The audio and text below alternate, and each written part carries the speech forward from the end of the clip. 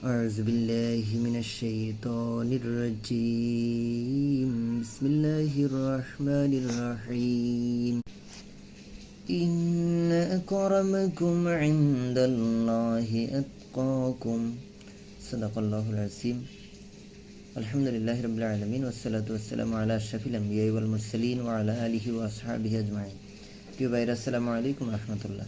কোরআনে কারীমের একটা আয়াতে কারিমা, এই আয়াতে কারিমা আল্লাহ রাব্বুল আলামিন ঘোষণা করেছেন যে আল্লাহ রাব্বুল আলামিনের কাছে মর্যাদাবান হচ্ছে ওই ব্যক্তি, সম্মানিত ওই ব্যক্তি যে আল্লাহকে সবচেয়ে বেশি ভয় করার নীতি অবলম্বন করে, যে ব্যক্তি সবচেয়ে বেশি তাকওয়ার নীতি অবলম্বন করে, খোদাভীতির নীতি অবলম্বন।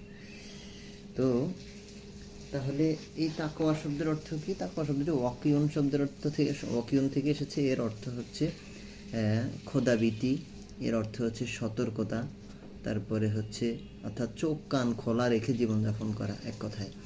অর্থাৎ যে ব্যক্তি আল্লাহর ভয়ে তার জীবনের সকল ক্ষেত্রে চোখ কান খোলা রেখে বিবেকের সঠিক ব্যবহার করে সে জীবনযাপন করে, শুধু একমাত্র আল্লাহর ভয়ে, তাকেই মুত্তাকি বলে, তাকওয়াবান বলে। তো কিন্তু আমরা তাহলে আল্লাহ রাব্বুল আলামিনের ঘোষণা হচ্ছে সেই ব্যক্তি আল্লাহর কাছে মর্যাদাবান যে ব্যক্তি আল্লাহকে ভয় করার নীতি অবলম্বন করে। কিন্তু আমরা আসলে দুনিয়ার চিত্র দেখি ভিন্ন। দুনিয়াতে যার অর্থ সম্পদ বেশি, যার প্রভাব প্রতিপত্তি বেশি, যে ক্ষমতাধর, তার সম্মান বেশি। কিন্তু আল্লাহ রাব্বুল আলামিনের কাছে কোনো এমপি, মন্ত্রী, কোনো ডিসি, এসপি থেকে শুরু করে কোনো ক্ষমতাধরের কোনো ভ্যালু আল্লাহ রাব্বুল আলামিনের কাছে নেই। আল্লাহ রাব্বুল আলামিন সাফ ঘোষণা করে দিলেন, যে ব্যক্তি আল্লাহকে বেশি ভয় করে জীবনযাপন করবে জমিনে, সে আল্লাহর কাছে বেশি মর্যাদা পাবে। তো আমাদের প্রিয় হাবিব জানাবে মুহাম্মদ রাসূলুল্লাহ সাল্লাল্লাহু আলাইহি ওয়াসাল্লাম তিনি ঘোষণা করেছেন আত্তাকওয়া হাহুনা, আত্তাকওয়া হাহুনা। তিনি এই শব্দটা 3 বার মিন করেছেন এবং 3 বার বুকের দিকে ইন্ডিকেট করেছেন, যে বলেছেন যে তাকওয়া হচ্ছে বুকের মধ্যে, তাকওয়া হচ্ছে বুকের মধ্যে, তাকওয়া হচ্ছে বুকের মধ্যে। তো আসলে যে ব্যক্তি অন্তরে আল্লাহর ভয় নিয়ে জীবনযাপন করে, সেই ব্যক্তি পরকালে মুক্তি পাবে এবং সেই ব্যক্তি আল্লাহর কাছে মর্যাদার অধিকারী হবে।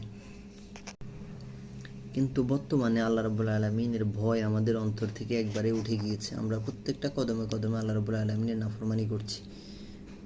কিন্তু আল্লাহ রাব্বুল আলামিন যে কত ধৈর্যশীল তার কোনো হিসেব নেই। আল্লাহ রাব্বুল আলামিন যদি ধৈর্যশীল না হতেন, তাহলে আমাদের মানুষগুলোর মধ্য থেকে এক একজনের চরিত্র যে বিধ্বংসী, চরিত্র যে ভয়ানক ধরনের, যে এক একজন এক এক লেভেলের যেই ভয়ঙ্কর নাফরমানি আমরা করছি, আল্লাহ রাব্বুল আলামিন যদি ধৈর্যের মাপকাঠিতে সর্বোচ্চ না হতেন, তাহলে আমাদেরকে কবেই ধ্বংস করে দিতেন। কারণ হচ্ছে আল্লাহ রাব্বুল আলামিন যুগে যুগে অনেক জাতিকে তাদের নাফরমানি